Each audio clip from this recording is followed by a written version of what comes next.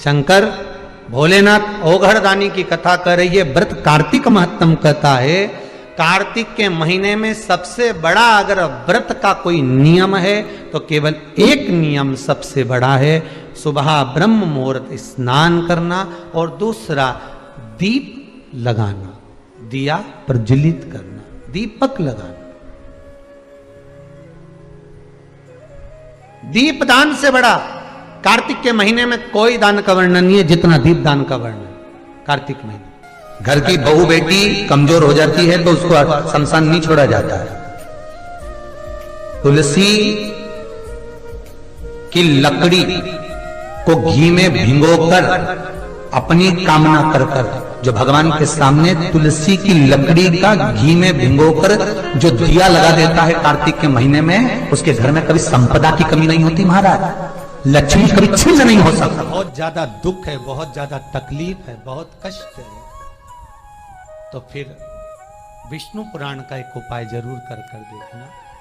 महाराज विष्णु पुराण में स्पष्ट कहा है कि कार्तिक का प्रथम दिन किसी नदी में स्नान कर कर, तालाब में स्नान कर कर, नदी तालाब नहीं हो तो घर में ही स्नान कर कर, घर के दोनों दरवाजे पर, घर के बाहर दोनों दरवाजे पर घी का दिया लगा दें, उसमें एक कमल गट्टा, किराने की दुकान पे मिलता है काला कलर का कमल गट्टा, एक एक डाल दें नाम और गोत्र बोलकर, और शाम के समय पर एक दिया घर की देहली पर प्रतिदिन कार्तिक के महीने में लगा दें। महाराज विष्णु पुराण का उपाय। अगर ज्यादा तकलीफ है, व्यापार चल ही नहीं रहा, कर्जे में लतालूम हो गए, यहां तक गति हो गई कि मरने तक की सोच लिया, तो वो कार्तिक के महीने में कर। कितना पवित्र महीना कार्तिक का। और कार्तिक के महीने में क्या कार्तिक के महत्तम को श्रवण करना और कार्तिक के महत्तम को श्रवण कर कर उसका एक लक्ष्य निर्धारित करना कि हम कार्तिक के जो 7 नियम है, कार्तिक के महीने के जो 7 नियम बताए गए हैं, कम से कम हम 7 नियम में से एक नियम ऐसा पकड़ें जिससे हमारा जीवन सार्थक हो। आप भले 7 नियम नहीं कर रहे कार्तिक के, भले एक नियम करो, पर वो नियम हमारा पूर्ण चलना चाहिए। आपको कहा था कार्तिक के 7 नियम हैं, उसमें पहला दीपदान, दूसरा तुलसी पूजन, तीसरा भूमि पर शयन, चौथा शरीर पर तेल नहीं लगाना, पांचवा सुंदर दलहन की चीजों का त्याग करना, और छठा ब्रह्मचार्य व्रत का पालन करना, और सातवां अपने जीवन में कार्तिक के महीने में चाहे वाणी का संयम हो, चाहे भोजन का संयम हो, चाहे शब्दों का संयम हो, चाहे दृष्टि का संयम हो, चाहे इंद्रियों का संयम हो, वो संयम धारण करना।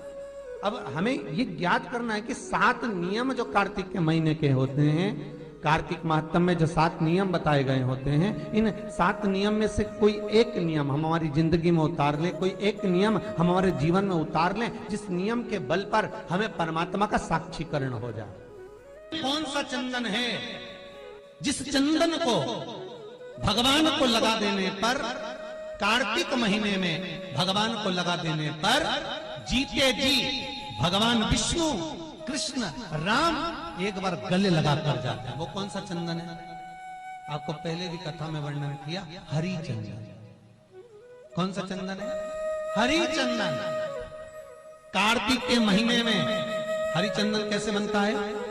तुलसी जब सूख जाती है, सूखी हुई तुलसी की जड़ धोकर रख लीजिए, कार्तिक के महीने में उसको सिलवट्टे पर घिसकर उसका चंदन बनाइए, उसमें थोड़ा सा कुंकुम मिलाइए, चंदन बनाकर कार्तिक के महीने में जो भगवान विष्णु के मस्तक पर तिलक लगाता है और अपने मस्तक पर भगवान का ही तिलक लगा लेता है, उसको जीते जी एक बार मेरा श्री हरि गले लगा लेता है, वो हरि चंदन।